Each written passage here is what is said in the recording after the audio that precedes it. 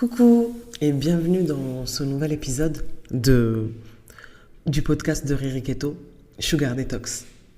Je t'ai promis qu'on parlerait d'émotions.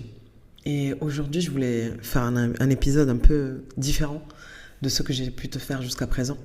Parce qu'aujourd'hui, pour la première fois depuis longtemps, j'ai passé une vraie bonne journée. Tu sais, ça fait maintenant plus de 4 ans que je suis sur les réseaux sociaux, que je travaille avec acharnement, 7 jours sur 7, des fois 20 heures sur 24. Et plus le temps passe, plus je me rends compte qu'effectivement, en termes alimentaires, il n'y a pas de souci. Je pars du principe où si je suis là devant toi et que tu me suis, c'est que je dois être un modèle, je dois être exemplaire. Et en termes d'alimentation, je te mens pas, hein, quand je sors de mon alimentation, je te le dis, j'ai mon équilibre, tout va bien. Mais émotionnellement, parfois c'est très difficile. Et pourtant, Dieu seul sait à quel point je te le dis, et je le dis à mes coachés, de prendre le temps pour soi, prendre le temps de libérer ses émotions, prendre le temps de libérer sa parole, de faire de soi sa priorité. Et pendant ces 3 ans et demi depuis que je suis coach, je ne suis plus ma priorité. J'ai une responsabilité sur les épaules. Vous me faites confiance, tu n'es pas la seule. Et pour le coup, je me mets une pression monstre pour sortir tout en temps et en heure, pour être à l'heure pour les rendez-vous, pour garder le sourire lors d'un live. Même si dans ma vie, je peux avoir une période vraiment très critique. Et que dire? Cette année, ça a été les montagnes russes.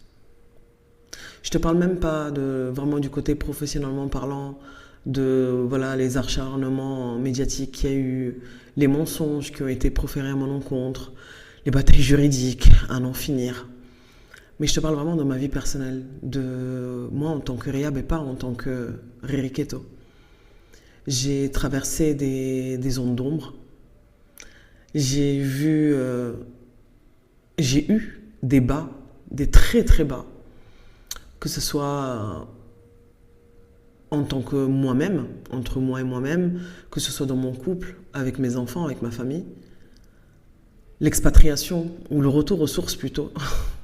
J'appelle expatriation parce que c'est vrai que de toute façon, j'ai jamais habité au Maroc. Donc le fait d'être venu ici, c'était pour moi, aller chercher la paix intérieure. Et j'ai été à l'épreuve, j'ai été mise à l'épreuve. J'ai eu une année qui a été tumultueuse. Et j'ai appris, grâce à toi, grâce à vous, à me dire qu'effectivement, si je ne prends pas soin de moi, je ne peux pas prendre soin de vous. Je me suis arrêtée à l'instant et j'ai réfléchi. Je me suis posée et j'ai réfléchi vraiment à toutes ces années, tout ce que j'ai donné, tout ce que j'ai reçu, tout ce que j'ai pas reçu. Et je me suis dit, ok, regarde où tu es aujourd'hui. Regarde où tu vas, le chemin que tu as envie de prendre. L'année dernière, je suis arrivée au burn-out. J'ai fini le mois de décembre sur les rotules. J'ai passé 3 jours dans mon lit. J'étais incapable de sortir de mon lit. Et ça, en silence. Parce que il faut continuer. Parce qu'il y a les réseaux. Je ne peux pas laisser. Parce que tu me fais confiance. Parce que c'est mon travail. Parce que ça en va de l'avenir de mes enfants. Ça en va de la transmission de mon savoir à toi, à vous, pour votre santé, votre bien-être, votre charge émotionnelle. Et du coup, l'année dernière, j'ai eu le besoin de déléguer. Pendant 3 mois, j'ai engagé une community manager qui a fait un travail formidable, qui était derrière mes réseaux. Comme moi, je ne pouvais pas, c'était elle. J'avais une assistante, j'en avais 2, qui m'ont aidé à prendre des appels, à accepter certaines personnes dans mon programme. J'ai délégué. J'ai délégué parce que je n'arrivais pas à me sortir de cette spirale émotionnelle. Parce qu'il ne faut pas oublier, je vous apprends à libérer vos émotions, mais de l'autre côté, en règle générale, c'est moi qui les absorbe, comme une éponge. À chacune de vos histoires, je la prends à cœur, je la vis avec vous, je pleure avec vous, je ris avec vous. Quand ça va pas, je suis derrière vous. Et pas que mes coachés actuels, j'envoie des messages à mes anciennes coachées, j'essaie de prendre des nouvelles, même si c'est pas toujours facile, parce que effectivement j'ai moins le temps, j'ai beaucoup de projets, et je me suis retrouvée à me poser vraiment cette question de qu'est-ce que tu veux faire? Où veux-tu aller? Dans quelle direction? Est-ce que ce que tu es en train de donner aujourd'hui te ressemble? Et la réponse était non. Ça ne me ressemblait plus. J'ai eu le cœur brisé quand l'une de mes premières coachées a décidé de ne plus me parler parce que, justement, elle ne me retrouvait plus. Elle ne me retrouvait plus dans cette image qu'il y avait sur les réseaux. Mais encore une fois, les réseaux, c'est pas la vraie vie. Tu sais, en tant que créatrice de contenu, experte dans mon domaine, je me dois de te donner toujours du contenu de qualité, d'engager des frais pour te donner une qualité encore supérieure. Tu le vois, hein, je fais des réels, des podcasts en studio, je fais beaucoup de choses et les gens ne se rendent pas forcément compte. Il y a quelques jours, j'ai voulu faire un cadeau, parce que ça fait longtemps que je ne vous avais pas fait de cadeau, en envoyant un menu de 7 jours à ma communauté, en leur demandant si elles avaient besoin de ça, si elles en avaient envie. Et tu sais, j'ai eu plus de 100 demandes auxquelles j'ai répondu. Et sur ces 100 demandes, j'ai eu 5 s'il te plaît et 3 merci. Je ne sais pas si tu te rends compte de ce que ça peut faire comme impact émotionnel. Quand tu donnes, et que des fois on ne te le rend même pas. Et c'est pas grave. Parce que j'ai appris à prendre du recul et prendre de la distance. J'ai compris qu'il y a beaucoup de personnes, justement, qui me suivent parce que, voilà, il y a plein d'informations pertinentes, des informations de qualité et gratuites. Et les gens, j'ai l'impression qu'ils oublient que je travaille. C'est du travail ce que je fais. Parce que je ne suis pas influenceuse. Je te vends pas des compléments alimentaires à la con avec un code promotion et je foire ce que je fais au quotidien. Non, pas du tout. Mon corps, c'est ma vitrine. Je te montre ce que je fais. Je te montre les résultats de mes coachés parce que quand je montre une recette et que les gens me disent « Oui, mais tu vas me dire qu'avec ça, tu perds du poids, avec ça, elles perdent du poids. » Oui, oui. Mes coachés mangent ça. Je mange ça. Donc à partir du moment où je suis un modèle d'exemplarité, je me dois d'appliquer d'autres choses. J'ai la chance d'avoir une équipe solide. J'ai 5 experts à mes côtés qui sont incroyables. La crème de la crème. Et tu sais, c'est grâce à eux aussi que j'ai pu apprendre à libérer mes émotions et aller de l'avant. Et aujourd'hui, on est un samedi. D'habitude, je suis en train de courir dans tous les sens. C'est le sport des enfants. Il faut faire à manger, il faut faire les devoirs, il faut préparer le travail pour après. Et en fait, aujourd'hui, je me suis posée. J'avais un mal de dos incroyable au niveau des épaules. Et là, je me suis dit, mais pourquoi ça, cette douleur? Tout simplement parce que je porte une charge sur mes épaules. Il fallait que ça sorte. Donc, je me suis posée. J'ai écrit. J'adore écrire. J'adore l'écriture. J'ai écrit, j'ai écrit, j'ai écrit. Et je me suis posée, je me suis dit, ok, comment va ton genou aujourd'hui, après ta blessure? Ça va mieux. J'ai pris ma fille, je lui ai dit, allez, on va à ton cours d'aquagym et la maman, elle va s'entraîner avec toi. Donc, elle était en train de faire son aquagym pendant que moi, j'étais en train de m'entraîner. J'ai de la chance, j'ai une super salle de sport ici qui permet justement ce moment mère-fille, même si on a deux activités séparées, mais d'être là en même endroit. Et le projet, c'était de la redéposer à la maison et après de faire un hammam toute seule, un massage et tout. Et là, j'ai voulu vraiment partager ce moment avec ma fille, discuter avec elle. Elle a 4 ans, hein. Elle parle très bien, elle est espiègle, elle est incroyable. Mon petit miracle, mon petit bébé pilule, après 3 fausses couches et 2 PMA. Cet enfant miracle qui est arrivé un 1er janvier. Ouais, moi j'ai les 12 coups de minuit.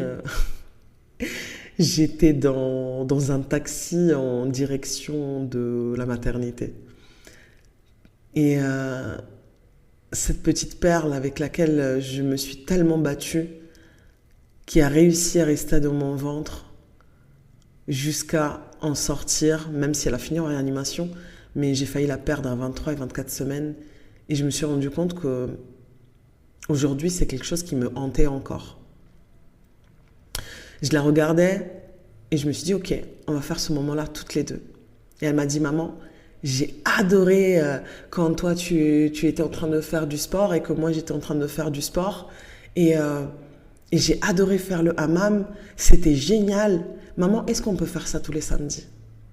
Et je l'ai regardée, je lui ai dit, oui, on va faire ça tous les samedis. Parce que, au-delà de moi, ma fille, c'est mon être. Mes enfants sont mon être. Et oui, c'est ça aussi que je veux lui apprendre. Faire d'elle sa priorité. S'aimer, s'accorder ces moments de gratitude, de satisfaction, ces moments de partage entre filles, entre femmes. Et je me suis dit, ok, quelle était la raison pour laquelle tu as quitté la France? De base, en plus, c'était même pas prévu forcément, même si c'était en projet dans notre tête, mais c'était pas prévu que je quitte la France. En fait, de base, on devait aller dans le sud. Mais après le premier week-end à Marrakech, le premier week-end keto que j'ai organisé à Marrakech, il y a eu quelque chose. Après le tremblement de terre, il y a eu quelque chose qui m'a relié à ma terre et j'avais besoin de ce retour aux sources.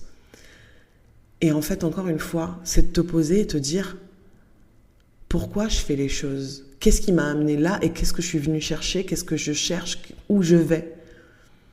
Et je me suis rappelée d'une phrase que j'avais dit à mon mari où je lui ai dit j'ai besoin de mettre un stop et de me dire que maintenant tout va bien. J'ai besoin d'arrêter de survivre et d'apprendre à vivre. Chaque recoin en France où je passais me rappelait mon infertilité, mon obésité, mon passé de femme battue. Quand j'ai connu la rue, les accouchements prématurés de mes enfants, la réanimation, ces moments tellement violents que j'ai cumulés, je les ai tous eus. Et j'avais besoin vraiment de passer à autre chose, un cadre différent, une force différente, une énergie différente. Et je me suis rendu compte qu'en fait, cette première année que j'ai fait à Marrakech, c'est comme si j'avais recalqué le même schéma.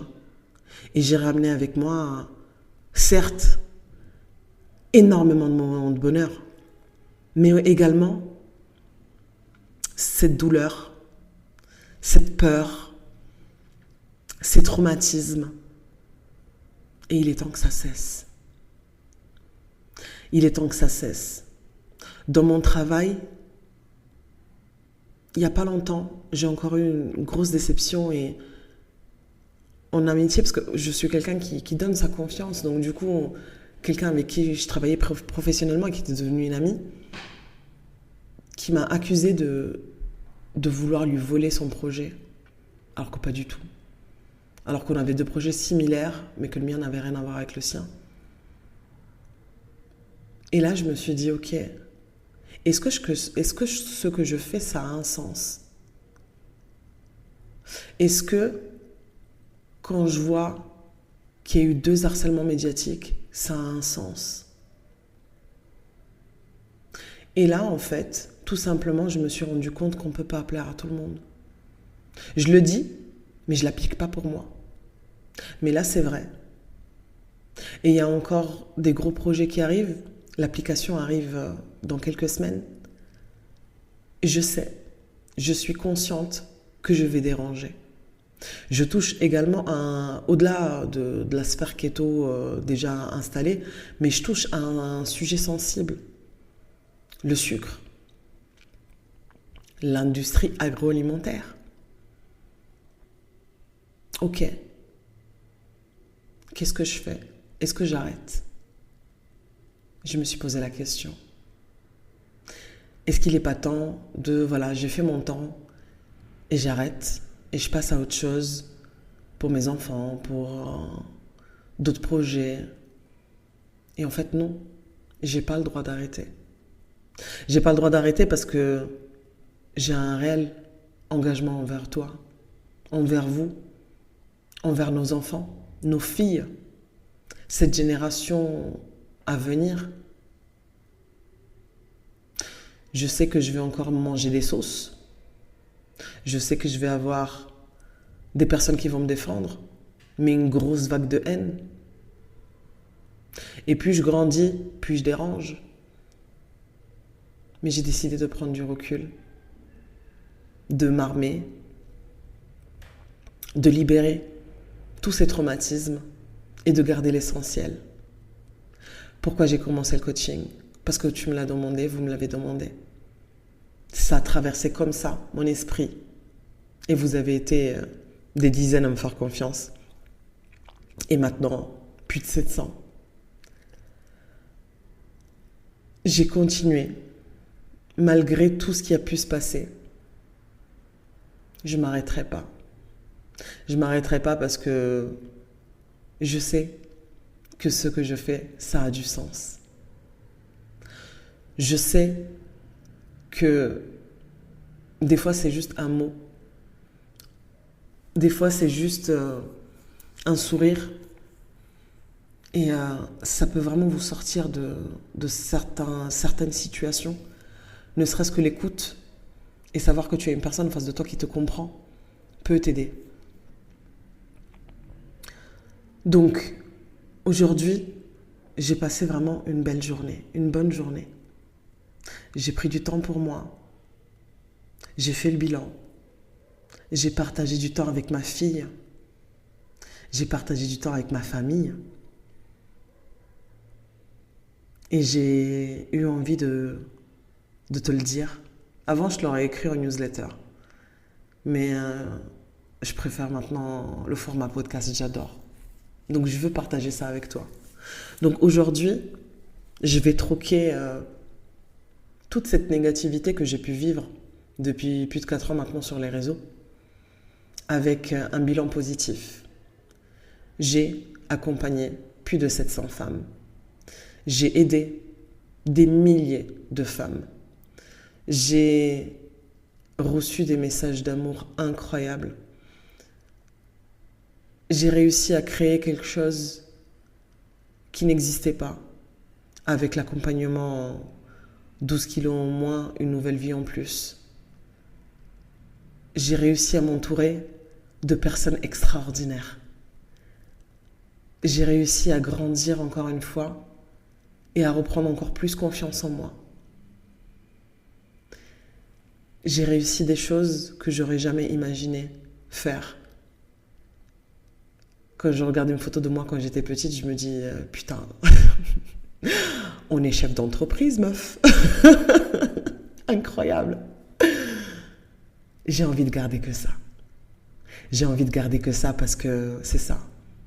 Et j'ai envie surtout de continuer sur mon chemin, droit dans mes bottes. Parce que je sais que je suis en train de bâtir quelque chose de grand, quelque chose de solide, quelque chose que même si on venait à détruire, renaîtrait comme un phénix de ses cendres. Aujourd'hui, j'ai vraiment envie de te transmettre cette énergie et cette positivité. Pose-toi 5 minutes. Regarde tout le chemin que tu as parcouru. Regarde toutes les embûches, tous les obstacles. Et dis-toi, putain, je suis une putain de guerrière, je suis là. Parce qu'on l'est. Je suis une guerrière, tu es une guerrière, vous êtes des guerrières. Donc voilà, un épisode à cœur ouvert qui n'a rien à voir avec ce que je fais d'habitude, mais qui pour moi est essentiel. C'est pour te dire que, tu vois, on n'est pas invincible. Je ne suis pas intouchable, je suis pas Wonder Woman. Ou peut-être si, un petit peu. Mais même Wonder Woman parfois peut être fatiguée. L'essentiel, c'est se cadrer. C'est savoir poser son pourquoi. Remettre en place un objectif. Et mettre toute l'énergie positive possible dans son avenir. Aujourd'hui, j'ai repris du poil de la bête. Je suis sortie du burn-out, je suis sortie de la dépression, j'ai appris à prendre du temps pour moi. Même en semaine, quand les enfants ne sont pas là, ils sont à l'école. J'ai appris et j'ai repris mes réseaux. C'est moi qui m'occupe de tout. J'ai repris mes rendez-vous. C'est moi qui m'occupe de tout. Et qu'est-ce que ça fait du bien de te retrouver. Qu'est-ce que ça fait du bien de discuter avec chacune d'entre vous. Et c'est là que je me suis dit, ok, tu es revenu à l'essentiel. Alors continue. Fonce. Lâche rien. Parce que tu vas faire des grandes choses, Riri. Je t'embrasse très fort et je te dis au prochain épisode.